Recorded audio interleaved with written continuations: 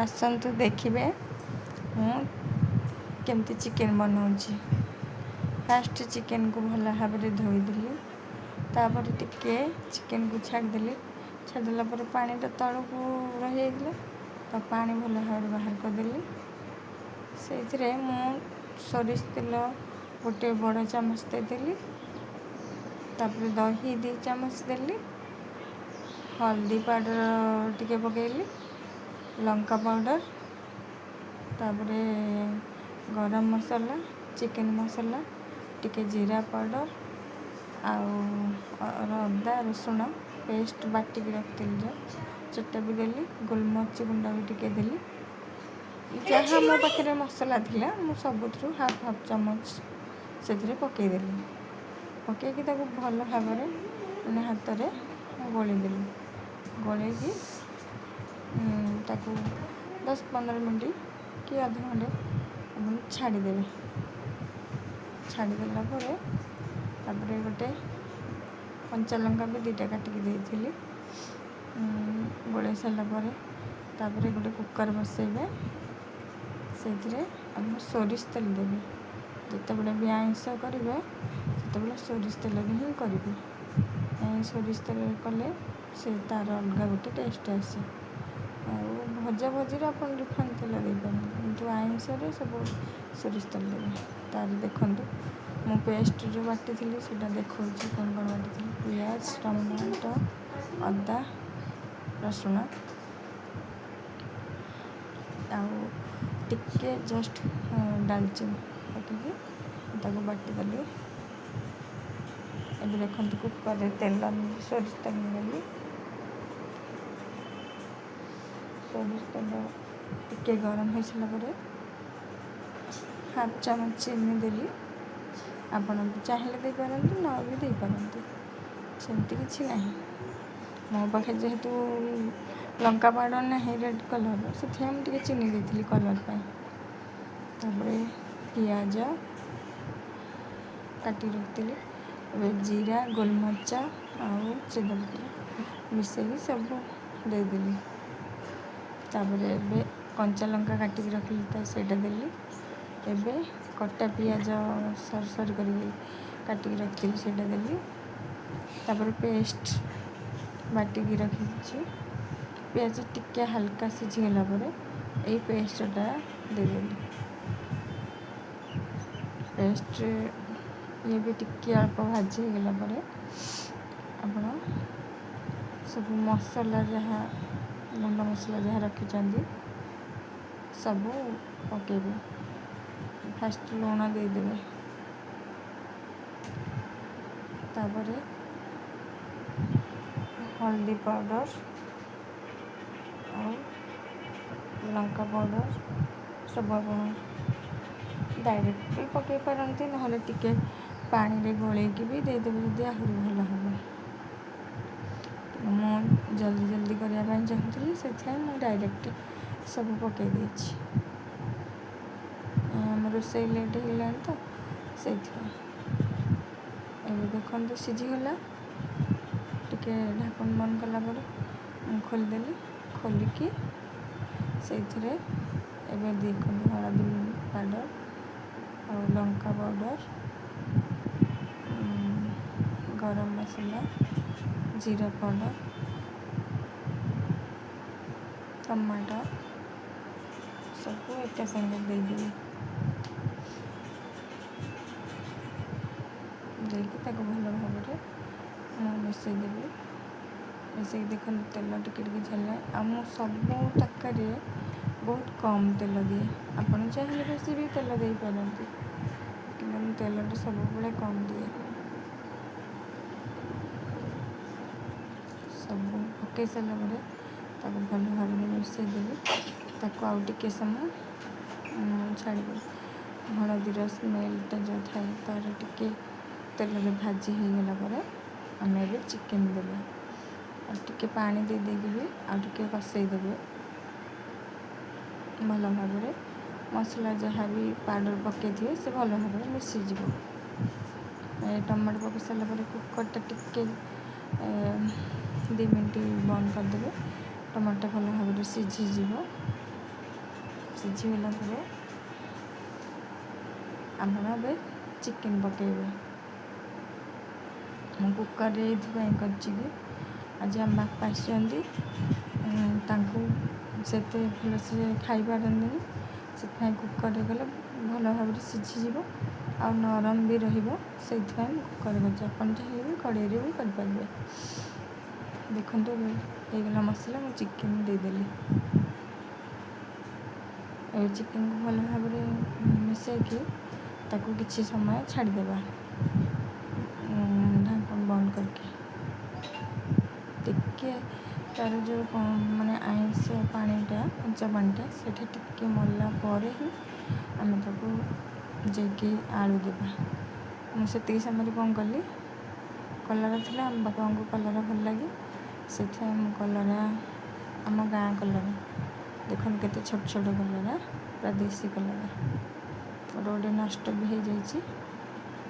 ଆଉ ମୁଁ ତାକୁ କାଟିକି ମୁଁ କହିଲି ଆଉ ତ ଛୁଆମାନେ କିଏ ଖାଇବେନି, ଖାଲି ବାପାଙ୍କ ପାଇଁ ଭାଜିଦେବି ଭାବିକି ମୁଁ ବି ସବୁ ସେ ତ ତା'ର ଚିକେନ୍ ବସିଛି ନା ଗ୍ୟାସ୍ରେ, ସେତିକି ସମୟରେ ମୁଁ ଭାବିଲି ଯାଉଛି ଏଇଟା କାଟିକି ତାକୁ ବି ଭାଜିଦେବି।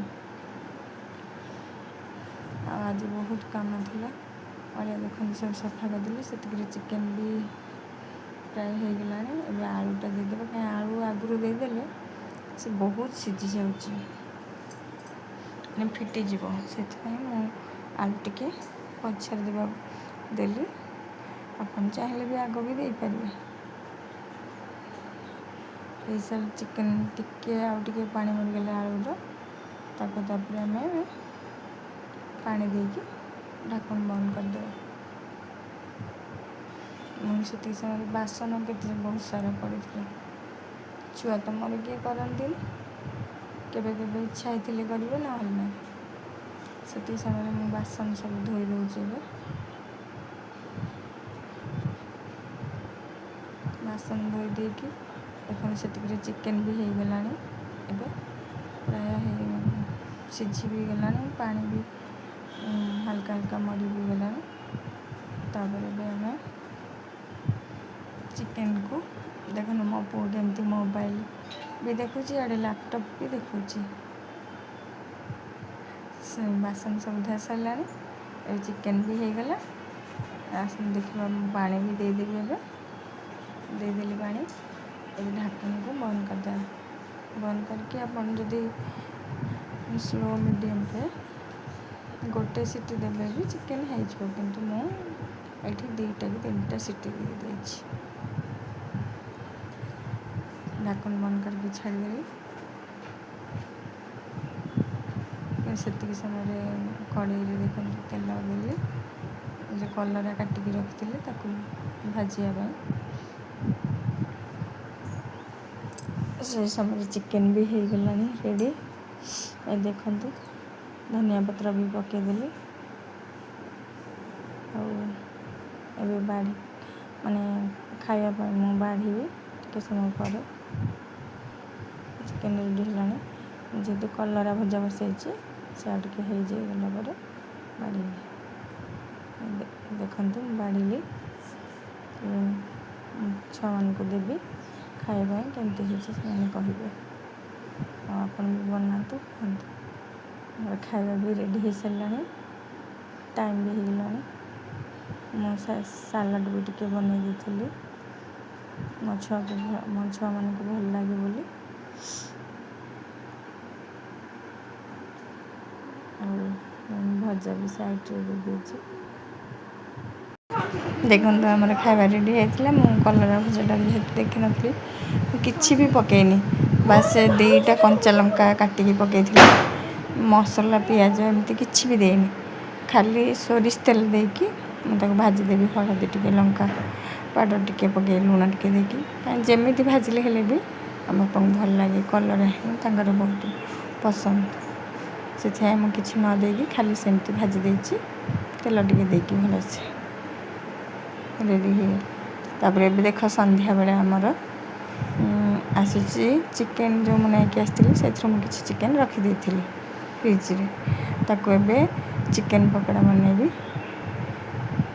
ଧୋଇକି ରଖିଦେଇଥିଲି, ସେଥିରୁ ଟିକେ ସୋୟା ସସ୍, ଲଙ୍କା ପାଉଡ଼ର, ଆଉ ଟିକେ କର୍ଣ୍ଣଫ୍ଲାୱାର, ମଇଦା ଟିକେ ଅଳ୍ପ ସବୁ ଦେଲି। ଅଦା ରସୁଣ ପେଷ୍ଟ ବି ଟିକେ ଦେଲି। କଞ୍ଚା ଲଙ୍କା ମାନେ ଏମିତି ଗୋଟା ଥିଲା, ତାକୁ ବାସ୍ 2 ଫାଳ କରିଦେଇଥିଲି, ସେଟା ବି ଦେଲି ଟିକେ। ତାପରେ ଗୋଟେ ଅଣ୍ଡା ନଦେଲେ ତ ଚିକେନ୍ ପକୋଡ଼ା ହିଁ ହେବନି, ସେଥିପାଇଁ ଗୋଟେ ଅଣ୍ଡା ବି ଦେଇଦେଲି। ଆଉ ତାକୁ ଭଲ ଭାବରେ ମୁଁ ଗୋଳେଇକି ରଖିଦେଲି। ଆପଣ ଟିକେ ସମୟ ଯଦି ଛାଡ଼ିଦେବେ ଭଲ ହେବ। ଯଦି ନାଇଁ ଚାହୁଁଛନ୍ତି ଆପଣ ଜଲ୍ଦି କରିବା ପାଇଁ, ତାହେଲେ କରିବି ପାରନ୍ତି। ଛାଡ଼ିଦେଲେ ଭଲ ହେବ। ମସଲାଟା ତା'ର ସବୁ ମିକ୍ସ ହେଇକି ସେ ଚିକେନ୍ ଭିତରେ ଲୁଣ ତା'ର ସବୁ ଠିକ୍ଠାକ୍ ରେଡ଼ି ହେଇଯିବ। ଦେଖନ୍ତୁ ଅଦା ରସୁଣ ଆଉ ପିଆଜ ସବୁ କାଟିକି ରଖିଥିଲି, ତାକୁ ବି ଦେଇଦେଲି ଟିକେ। ଏବେ ଦେଖନ୍ତୁ ଚିକେନ୍ ପକୋଡ଼ା ବନେଇବି। କଡ଼େଇରେ ତେଲ ରଖିବି, ଟିକେ ଗରମ ହେଲା ପରେ ଦେଖନ୍ତୁ ପକାଇଲି। ବେଶୀ ମାନେ ହାଇ କରିବେନି, ମିଡ଼ିୟମ୍ରେ କରିବେ, କାହିଁକି ଚିକେନ୍ଟା ବି ସିଝିବା ଦରକାର ନା। ମୁଁ ମିଡ଼ିୟମ୍ରେ କରିଛି। ଏବେ ଚିକେନ୍ ପକୋଡ଼ା ରେଡ଼ି ହେଇଯିବ।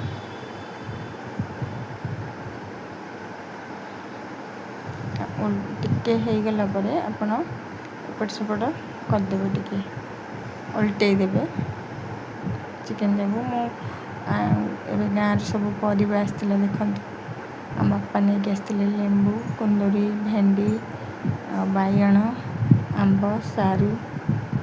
ଦେଖନ୍ତୁ କେତେ ଆମ୍ବ ନେଇକି ଆସିଛନ୍ତି ଆମ ଗଛରୁ।